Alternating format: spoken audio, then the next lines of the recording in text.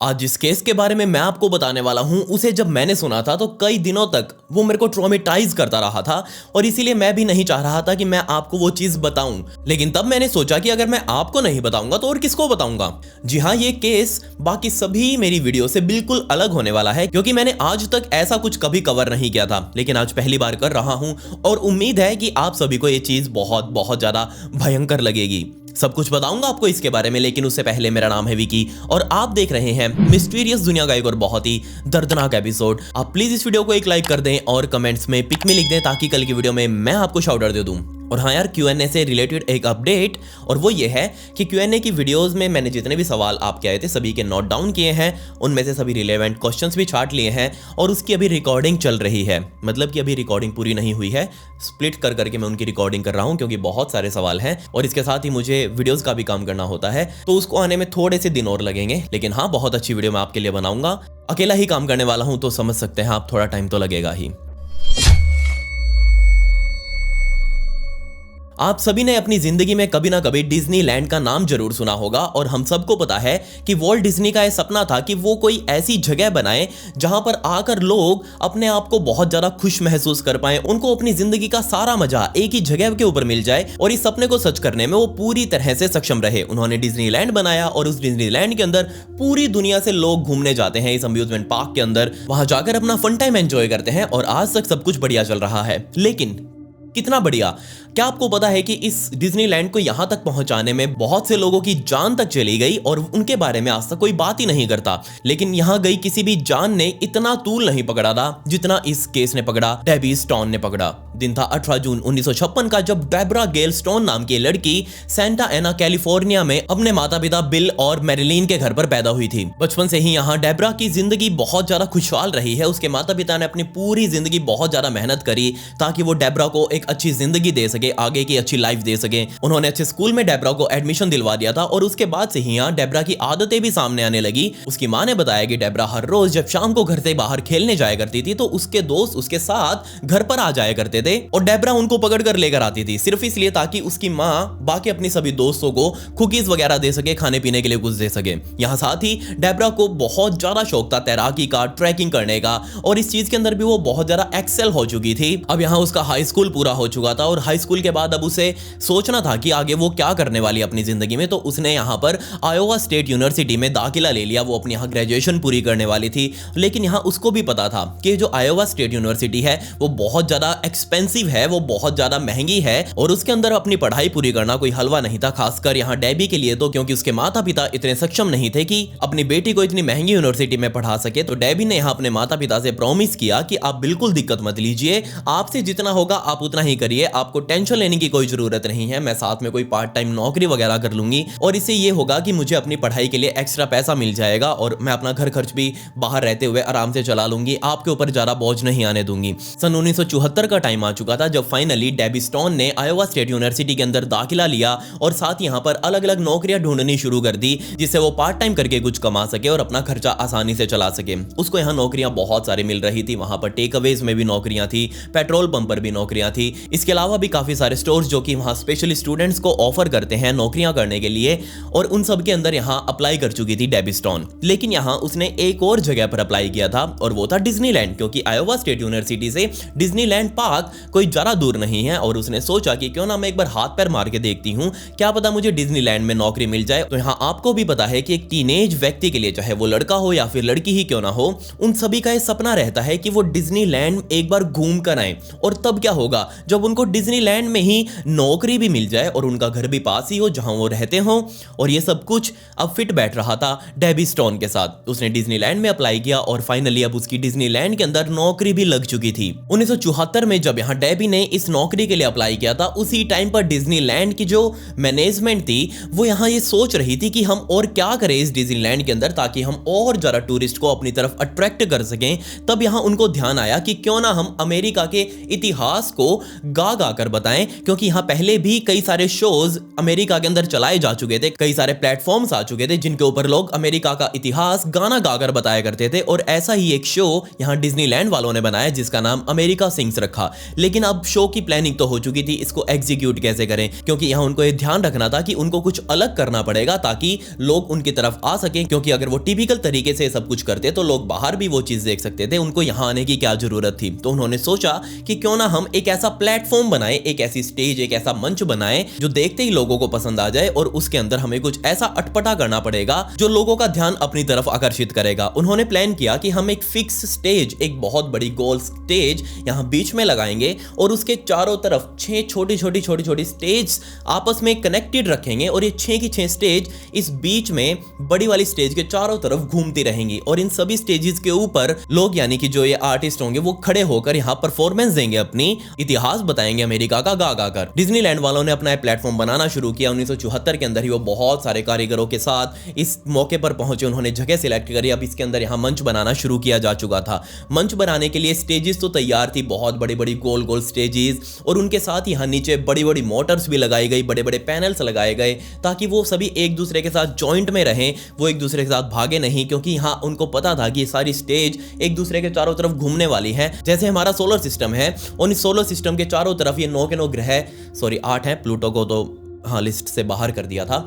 तो ये 8 के 8 ग्रह है, चारों तरफ कैसे चक्कर काटते हैं, बिल्कुल ऐसे ही लाइन के अंदर ये 6 की 6 स्टेजेस अब इस बीच वाली स्टेज के चारों तरफ चक्कर काटने वाली थी। और यहाँ पर कारीगरों को समझ आ चुका था कि उन्हें क्या बनाना है। उनको यहाँ बहुत मजबूती का भी ध्यान रखना था, क्योंकि इन स्टेजेस के ऊपर एक टाइम पे सैकड़ों लोग भी खड़े हो सकते थे। क्या पता कब कौन भीड़ बिखर जाए और सीधा स्टेज के ऊपर आकर ही क्यों ना खड़ी हो जाए। तो उनको इस चीज का भी ध्यान रखना था कि सारी की सारी स्टेजेस बहुत ज्यादा मजबूत हों। पूरी मजबूती को ध्यान में रखते हुए ये स्टेजेस बनकर अब तैयार हो चुकी थी मिड 1974 तक आते आते, और अब सब कुछ तैयार था। अमेरिका सिंग्स को शुरू करने का प्लान अब यहाँ मैनेजमेंट द्वारा चालू किया जा चुका था। लेकिन तब यहाँ पर मैनेजमेंट वालों ने सोचा कि हमने स्टेजेस तो बना दी, इसके ऊपर यहाँ लोग खड़े होकर आर्टिस्ट खड़े होकर परफॉर्मेंस देंगे अपनी, लेकिन ये लोग खड़े होकर देखेंगे वो तो अच्छा नहीं लगेगा, क्योंकि ये शो जो था वो एक शो 25 मिनट का होने वाला था। तो 25 मिनट तक लोग खड़े होंगे तो यहाँ दिक्कत ही होगी। तो उन्होंने सोचा कि क्यों ना हम इसको एक थिएटर टाइप बना दें और इसके ऊपर छत भी लगा दें। लोग आराम से 25 मिनट बैठकर इन स्टेजेस के चारों तरफ इस शो को देख पाएंगे और अच्छे से समझ पाएंगे, उनको कोई दिक्कत भी नहीं होगी।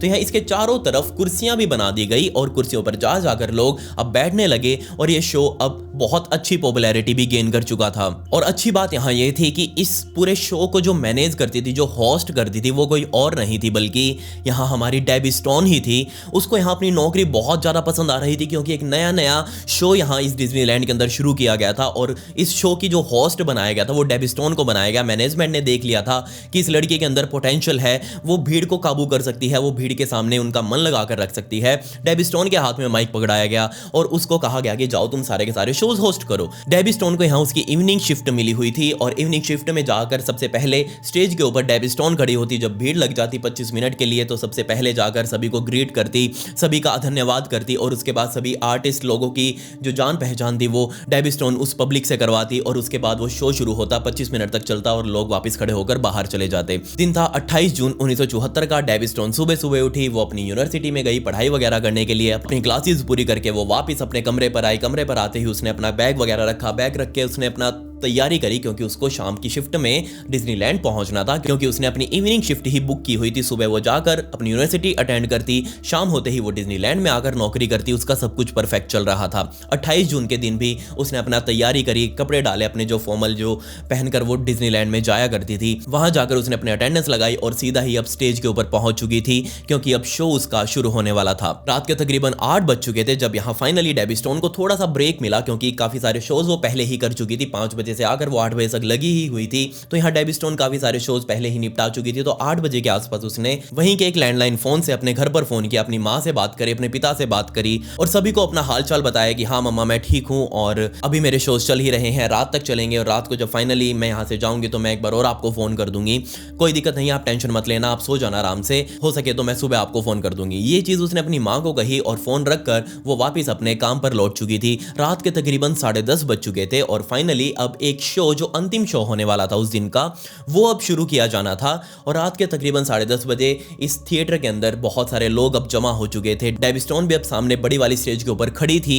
वो वेट कर रही थी कि जब फाइनली सारे लोग अब आ जाएंगे, इन कुर्सियों के ऊपर बैठ जाएंगे, जब भीड़ बढ़ जाएगी तब वो अपना काम शुरू करेगी। और जब सारे के सारे गेट बंद हो चुके थे तब यहाँ डेबी स्टोन ने अपना माइक उठाया और बोलने लगी, सभी को हाय हेलो किया, सभी को ग्रीट किया। और सभी के सभी आर्टिस्ट जो कि अब स्टेज के ऊपर पहुंच चुके थे। मैं आपको यहाँ एक बात बता दूं कि जो आर्टिस्ट होते थे वो नॉर्मली ड्रेस नहीं डालते थे, उनको यहाँ पर बहुत सारे जानवरों की ड्रेसेस डलवाई जाती थी ताकि कोई भी उनको जज ना कर सके कि वो कैसा दिखता है और इसको अमेरिका के इतिहास के बारे में कुछ पता है या नहीं। सिर्फ यहाँ उनको जानवरों के कॉस्ट्यूम्स डलवाई जाती और उन कॉस्ट्यूम्स के अंदर से ही उन आर्टिस्ट लोगों को गाना पड़ता था। उनको बाहर का दृश्य बहुत कम ही दिखाई दे रहा था, बहुत थोड़ा सा ही वो सामने की ऑडियंस को देख पा रहे थे, लेकिन उनको कोई इससे लेना देना नहीं था। उनकी अपनी परफॉर्मेंस के ऊपर पूरी की पूरी प्रैक्टिस हो चुकी थी और अब इस शो को शुरू किया गया। हर स्टेज के ऊपर 6-6 आर्टिस्ट अब खड़े हो चुके थे। बीच वाली स्टेज के ऊपर डेबी स्टोन आ चुकी थी और इस डेबी स्टोन की बड़ी वाली स्टेज के ऊपर भी काफी सारे आर्टिस्ट अब अपना माइक अंदर ही लेकर खड़े थे और अब ये शो शुरू किया जाना था। सभी का इंट्रो करवाने के बाद डेबी स्टोन ने अपना माइक ऑफ किया और उसको अब यहाँ एक स्टेज से दूसरी स्टेज के ऊपर कूदते हुए साइड से एग्जिट कर जाना था, पर्दे के पीछे जाकर खड़ा हो जाना था।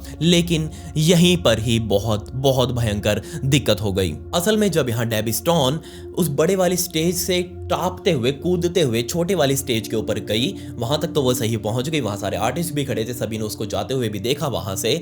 लेकिन अब म्यूजिक बहुत तेज बजने लगा था क्योंकि वो एग्जिट ले रही थी। अब सारा का सारा काम इन आर्टिस्ट लोगों का हो चुका था, तो सभी का ध्यान अपनी परफॉर्मेंस के ऊपर था। किसी ने भी नहीं देखा कि आखिर डेबी स्टोन अपने एग्जिट सही से कर गई या नहीं। सिर्फ उन सभी को बहुत बहुत तेज एक चिल्लाहट सुनाई दी। वहां सभी मौजूद लोगों ने भी उस चिल्लाहट को सुना, उस चिल्लाहट को महसूस किया, लेकिन किसी को भी अंदाजा ही नहीं था कि ये चिल्लाहट आखिर आई कहां से है, ये आवाज किसकी है। जो सामने लोग बैठे हुए थे, जो कि ऑडियंस थी, उन सभी को लगा कि ये जो चिल्लाहट आई है, ये बहुत तेज चिल्लाने की आवाज, ये शायद शो का ही हिस्सा है और किसी ने भी उसके ऊपर खास ध्यान नहीं दिया। सभी का ध्यान इस म्यूजिक के ऊपर ही था जो कि सामने बहुत तेज आवाज में बज रहा था। लेकिन अब यहाँ ऑडियंस को तो छोड़ दीजिए, जो वहां वर्कर्स काम कर रहे थे, आर्टिस्ट जो थे और बैक स्टेज में पर्दे के पीछे जो भी लोग काम कर रहे थे, उन्होंने भी वो चिल्लाहट सुनी। अब उनको तो पता था कि वो जो म्यूजिक बजा रहे हैं उसके अंदर ऐसा कोई भी सीन नहीं है जिसके अंदर कोई चिल्ला रहा हो, और वो भी इतने भयंकर तरीके से। तो ये चिल्लाहट आखिर आई कहां से?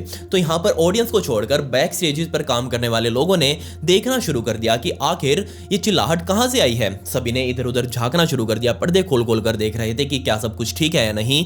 तभी एक वर्कर का ध्यान, जो कि सामने वो पर्दा हटाकर देख रहा था, वो स्टेजेस सारी घूम रही थी, पीछे से वो देख रहा था उसको, और तभी उसका ध्यान एक छोटी वाली स्टेज के ऊपर गया और इस छोटी वाली स्टेज के ऊपर बहुत बहुत सारा खून उसकी साइड वाली दीवारों के ऊपर लगा हुआ था, उस साइड वाले रोलर के ऊपर लगा हुआ था और वो घूमे जा रहा था।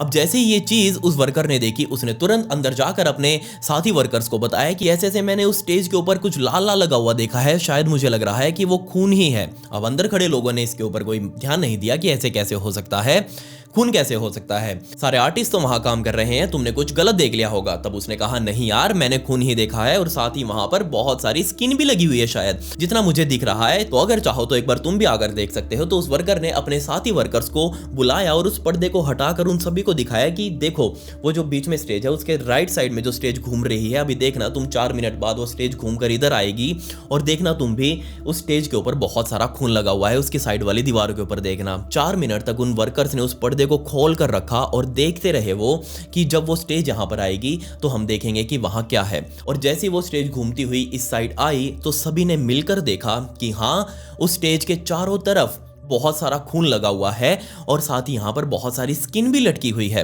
ये चीज देखते ही अंदर जाकर सभी लोगों ने बीच में ही शो को रुकवा दिया, म्यूजिक बंद कर दिया गया। जैसे ही म्यूजिक बंद हुआ, बाहर ऑडियंस चिल्लाने लगी कि ये शो तो 25 मिनट का होने वाला था और तुम सभी ने इसको 12-13 मिनट में ही शांत करवा दिया, ऐसा क्यों ऐसा क्यों। सभी ने हो हल्ला मचाना शुरू कर दिया।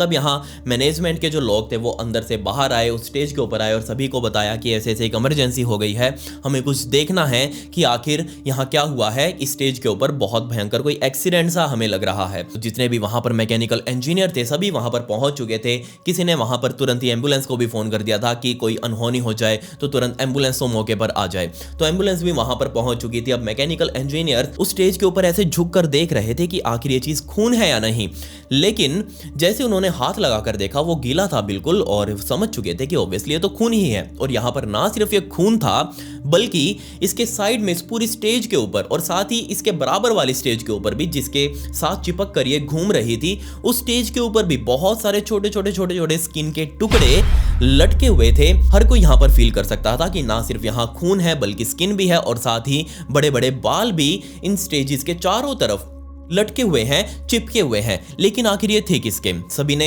एक दूसरे को देखना शुरू कर दिया कि मौके पर तो सभी हैं ही। तभी यहाँ पर ध्यान आया कि आखिर इस शो की होस्ट कहाँ पर है, डेबी स्टोन आखिर कहाँ गई। तो सभी डेबी स्टोन को ढूंढने लगे। मैकेनिकल इंजीनियर्स अभी तक देख ही रहे थे कि आखिर स्टेज को कैसे निकालें, क्योंकि निकाल कर ही वो देख सकते थे कि आखिर इस स्टेज के नीचे क्या है। टूल किट यहाँ पर मैकेनिकल इंजीनियर्स ने मंगवाई। सभी इंजीनियर्स मिलकर उस स्टेज को खोलने लग गए और बाकी बचे लोग यहाँ डेबी स्टोन को ढूंढ रहे थे, लेकिन यहाँ डेबी स्टोन किसी को नजर ही नहीं आ रही थी। और जब वो स्टेज खुली और उसको उठाकर देखा गया तो सभी के रोंगटे खड़े हो गए, क्योंकि नीचे एक लड़की की क्रश की जा चुकी उसकी छोटे छोटे हिस्सों में लाश पड़ी हुई थी। और जब उन्होंने उस स्टेज को पूरी तरह से खोला तो नीचे पक्के ग्राउंड के ऊपर मशीनों के पास जो बड़ी बड़ी मोटर्स लगी हुई थी जो कि इन स्टेज को घुमा रही थी, उन मोटर्स के पास ही पैर भी पड़े हुए थे एक लड़की के। और जब उन पैरों को उठाकर बाहर निकाला गया और जो बाकी बची कुछ लाश थी उसको उठाकर बाहर निकाला गया तो सभी उसके कपड़ों को देखकर पहचान गए कि ये तो कोई और नहीं बल्कि डेबी स्टोन ही थी, इस शो की होस्ट। लेकिन सभी इस बात से हैरान थे कि आगे डेबी स्टोन के साथ ये क्या हो गया। वो अभी तक तो इस शो को होस्ट कर रही थी और एकदम से वो इन सब के बीच में कैसे आ गई। तो सभी को ध्यान आया कि 10:30 बजे के आसपास उन्होंने एक बहुत ही भयंकर चिल्लाहट सुनी थी। तो हो ना हो ये चिल्लाहट किसी और की नहीं बल्कि डेबी स्टोन की ही थी, और वो बिल्कुल सही थे। अगर वो उसी टाइम पर उस चिल्लाहट को सुनकर वो शो रोक देते तो शायद हो सकता था कि वो डेबी स्टोन को बचा पाते। अब आप सोच रहे होंगे कि आखिर डेबी स्टोन के साथ क्या हुआ, उसका इतना भयंकर अंत कैसे हुआ था। तो जैसे ही डेबी स्टोन अपने उस होस्टिंग के प्रोग्राम को खत्म करके अपनी परफॉर्मेंस को खत्म करके वापस बैक एंड पर जा रही थी, पर्दे के पीछे जा रही थी, तो उसको एक बड़े वाली स्टेज से छोटे वाली स्टेज के ऊपर कूदना था और उसके बाद उसको मेन फ्लोर के ऊपर कूदना था ताकि वो पर्दे के पीछे जा सके। लेकिन यहीं उसे एक बहुत भयंकर गलती हो गई, और वो गलती ये थी कि वो बड़े वाले स्टेज से छोटे वाले स्टेज के ऊपर तो बहुत आराम से कूद गई, वो आपस में चिपकी ही हुई थी। लेकिन ये जो छोटे वाली स्टेज थी, ये साइड में जो फ्लोर था, जो मेन जो जमीन थी, उस जमीन से और इस छोटे वाली स्टेज के बीच में गैप था। ऑब्वियसली हाँ गैप रखना जरूरी भी था। अगर वो गैप नहीं रखते तो स्टेजेस घूमते टाइम इन दीवारों से टकराती और इसी पॉइंट पर आकर घूमती हुई स्टेज से ही डेबी स्टोन को जंप लगाकर उस मेन जमीन के ऊपर जाना था। लेकिन यहीं पर बेचारी डेबी स्टोन का पैर फिसल गया और पैर फिसलते ही वो सीधा नीचे जा लटकी। नीचे लटकते ही उसने पहले वाली स्टेज को पकड़ा और स्टेज को पकड़ते ही उसने चिल्लाना शुरू कर दिया। वो बेचारी एक बार ही चिल्ला पाई और वो जो चिल्लाहट जिसने सुनी थी वो जिंदगी भर उस चिल्लाहट को कभी भूल नहीं पाएगा। खैर जैसे ही वो नीचे लटकी उसने चिल्लाना शुरू किया, लेकिन उसके पास टाइम बहुत कम था क्योंकि वो जो स्टेज घूम रही थी और घूमते घूमते वो दूसरी स्टेज से जा मिली। सोचकर देखिए आप, जैसे गन्ने का जूस निकालने की मशीन होती है, कैसे हम दो रोलर्स के बीच में गन्ने को डालते हैं और उसको घुमाते हैं और कैसे गन्ने का जूस नीचे निकल आता है, बिल्कुल सेम चीज बेचारी डेबी स्टोन के साथ हुई थी। वो दो छोटी छोटी स्टेजेस के बीच में फंस चुकी थी और वो घूम भी रही थी। अब आप सोच ही सकते हैं कि आखिर यहाँ डेबी स्टोन के साथ क्या हुआ होगा। उसके ऊपर वाले हाथों को छोड़कर और नीचे बस पैरों को छोड़कर उसके आधे से ज़्यादा हाथ, उसका पूरा मुंह, उसकी पूरी चेस्ट, उसका पूरा का पूरा टॉर्सो जो था वो यहाँ पिस चुका था, बिल्कुल पिस चुका था। उसके अंदर से सारा खून ऐसे पिचकारियों से निकला होगा।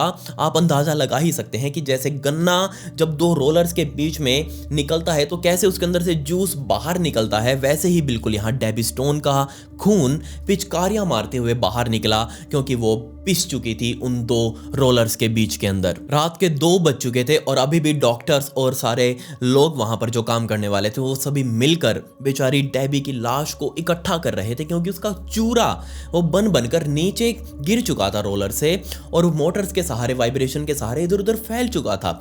लिटरली यहाँ उसको चिमटों से उठाना पड़ रहा था, पलटों से यहाँ उसकी लाश को खुरचना पड़ रहा था रोलर से, ताकि उसकी पूरी बॉडी को इकट्ठा किया जा सके। लेकिन यहाँ बहुत सारे पीसीज अभी भी बिल्कुल चूरा बन चुके थे, बहुत छोटे छोटे पीसीज में वो चिपक चुके थे इधर उधर, जिनको उतारा भी नहीं जा सकता था। खैर रात के 2 बजे एक पुलिस की गाड़ी डिज्नीलैंड से बाहर निकली और उसके घर पर गई जहां उसके माता पिता रहते थे, और जाकर उसके माता पिता का दरवाजा खटखटाया। रात को वो दोनों सो रहे थे, बिल और मैरिलीन। उन्होंने सोचा कि इस टाइम पर कौन आ गया। वो जाकर सीधा दरवाजा खोलते हैं, दरवाजा खोलकर देखते हैं कि सामने 2 पुलिस वाले खड़े हैं और उन पुलिस वालों ने कहा कि डेबी स्टोन क्या आपकी ही लड़की है? हाँ जी बाबूजी बताइए क्या हुआ? तो यहाँ उन पुलिस वालों ने कहा कि जनाब देखिए ऐसे ऐसे डेबी स्टोन के साथ एक बहुत भयंकर हादसा हो गया है। वो अपने शो को अंजाम दे रही थी, वो अपनी परफॉर्मेंस कर रही थी, लेकिन उसका पैर स्लिप हुआ और वो 2 स्टेजेस के बीच में पिस गई और उसकी वहीं पर मौके पर ही मौत हो गई। ये बात सुनते ही डेबी स्टोन के माता पिता को विश्वास ही नहीं हुआ। कैसे होगा? क्योंकि 8:30 पौने 9 बजे तो उनकी बेटी ने उनसे बात करी थी और कहा था कि मैं बिल्कुल ठीक हूँ और फाइनली 10:30 बजे वाले अंतिम शो को मैं करके निपटा के अपने हॉस्टल चली जाऊंगी, अपने पीजी चली जाऊंगी जहां भी वो रहा करती थी, और वहां जाकर आराम से सो जाऊंगी, क्योंकि अगले दिन उसे यूनिवर्सिटी भी जाना था। लेकिन वो अगला दिन तो उसके लिए कभी आया ही नहीं। जिसके बाद यहाँ डिज्नीलैंड के मैनेजमेंट ने पूरे 2 दिनों के लिए पूरे के पूरे डिज्नीलैंड पार्क को बंद करके रखा, और साथ ही ये जो थिएटर था इसके जैसे वहां और भी कई थिएटर्स बने हुए थे, लेकिन उन सभी को तो नहीं, बट इस वाले थिएटर को पूरे 1 साल तक के लिए बंद करके रखा गया। लेकिन यहाँ वो बहुत ज़्यादा इंप्रूवमेंट के साथ वापस भी आए।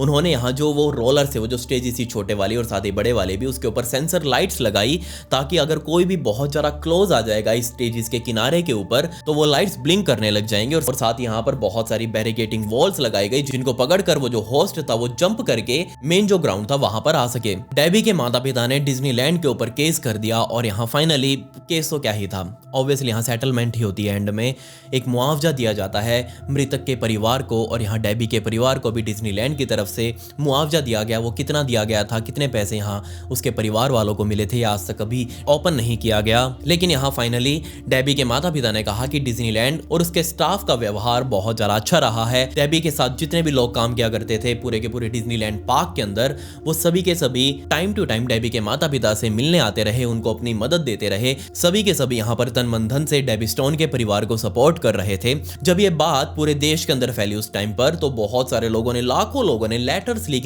कर डेबी स्टोन के माता पिता को अपनी मदद ऑफर करी, लेकिन जिसे मदद चाहिए थी वहां से उनको मदद मिल भी रही थी। लेकिन यहाँ एक पर्टिकुलरली लेटर के बारे में मैं बात करूंगा, और वो लेटर एक ड्रग एडिक्ट लड़के ने लिखा था डेबी स्टोन के माता पिता को। और जब वो लेटर डेबी स्टोन के माता पिता ने पढ़ा तो उनकी आंखें भर आई, और इससे आप सोच ही सकते हैं कि डेबी स्टोन एक कैसी लड़की थी। उस लड़के ने कहा कि मैं डेबी स्टोन का एक बहुत अच्छा फ्रेंड बोल रहा हूं, और मुझे बहुत लंबे टाइम से ही नशे पतों की आदत रही है, लेकिन कैसे यहाँ डेबी स्टोन ने अपनी नेक कमाई से मुझे पैसे दिए ताकि मैं दवाइयों से अपना इलाज करवा सकूं, जिससे मेरी नशे पते और माल फूकने की लत छूट जाए।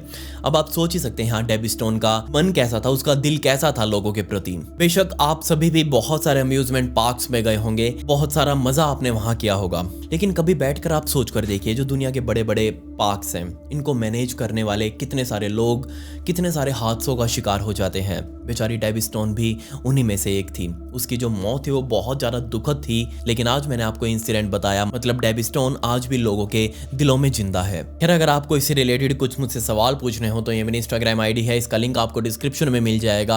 आप मुझे वहां फॉलो करके मुझसे पूछ सकते हैं। अगर आपको कुछ भी बात करनी हो लिटरली, तो भी आप मुझसे वहां बात कर सकते हैं। वहां मैं ऐसी स्टोरीज को छोटे फॉर्मेट में यानी कि रील्स में डालता हूं, तो आप मुझे वहां फॉलो जरूर कर लीजिए। खैर पिछली वीडियो का शाउट आउट रणवीर कुमार शर्मा को and comment pick me to get a shout out in next video. मिलते हैं अगली वीडियो में। ये वीडियो देखने के लिए धन्यवाद।